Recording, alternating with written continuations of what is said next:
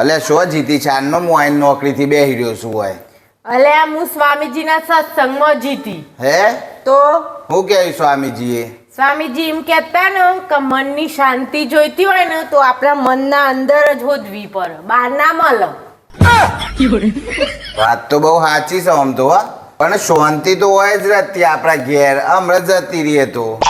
અલ્યા એ શાંતિની વાત નહીં, મનની શાંતિની વાત છે.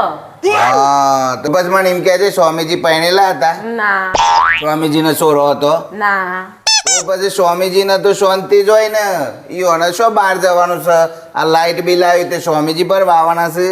ના તો પછી આ જેનિસને ફી ભરવાની છે 1 લાખ રૂપિયા, એ સ્વામીજી ભરવા આવવાના છે? ના ઘરનું કડીઓનું સ્વામીજી લાવવાના છે? ના આ પેલી ગાડીને બગડે તો સર્વિસ કરાવવા સ્વામીજી આવવાના છે? ના મોબાઈલનું રિચાર્જ સ્વામીજી કરાવવાના છે? ના તો પછી સ્વામીજી તો એમ જ કે ને કે શાંતિ જોઈતી હોય તો મનમાં જ હોદો, ઈઓને શું પૈસામાં હોદવાની છે? ઈઓને કોઈ દા રિચાર્જ લાઇટ બિલ કપાઈ જાય કે આ થાય કે તે થાય, ઘરનો ટેક્સ ભરવાનો કોઈ ચિંતા ખરી? ના તો પછી તમારે શોથી શાંતિ આલહી? તે લેવા માટે પૈસો તો જો હે ને પહાણ પૈસો. આ બધા કહે પૈસો ના હોય તો આપણે શાંતિથી જીવવાનું. અલ્યા ભાઈ પૈસા વગર ઘરમાં એક પેલો પાપડ ના આવે, શું કર્યો પૈસા વગર? તો પછી શાંતિ કેવી રીતે મળે? અલ્યા અવધારો કે તું વિચાર, મારા ઘરમાં છે ને તને શાંતિ આલવી છે તો હું આ ઘરમાં બેહી રહ્યો અને તારા આગળ બેહી રહું, તને આમ પ્રેમ જ કર કરું, મોથા હાથ જ ફેવર કરું, તારા પગ જ દબાઈ કરું, આમ જ કર કરું, તને ચા પઉં, તને પાણી પઉં, તો ઘરમાં હું બધું ચાલવાનું છે? ના તો પછી શાંતિ ઘરમાં નહીં મળે. બાઈને જે ને અને કોઈક 2 પૈસા કમાય એ લઈને આવે ને તાણે ઘરમાં શાંતિ થાય. સારું. સ્વામીજીની વાત સાચી છે કે ભાઈ આપણે શાંતિ રાખવા માટે પોતાના મનને સ્થિર કરો, શોખને કાબૂમાં રાખો.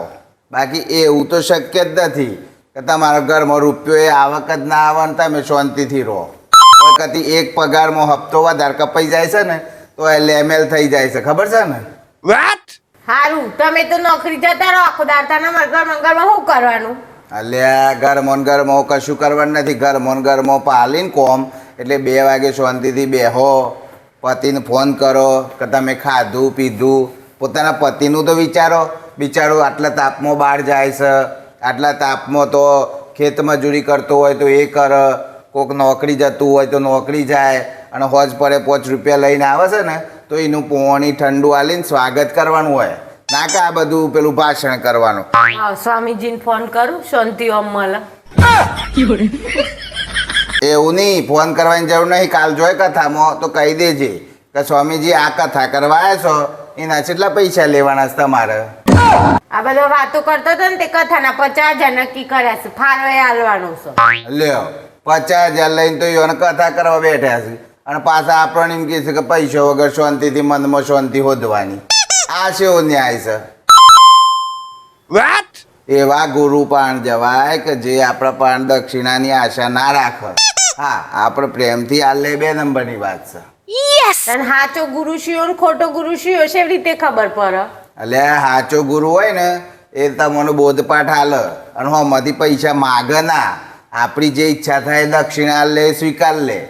અને ખોટો ગુરુ શું કરે, પહેલા આટલા પૈસા લાવો તો હું તમને કહ્યું, એ ગુરુ કહેવાય ના, એ પછી બિઝનેસ જેવું થઈ જાય. તમે જ મને ભાષણ આલી દીધું. હેડો મારે તો કાલથી જવું જ નહીં. અલ્યા પણ તારો સાચો ગુરુ તો હું છું.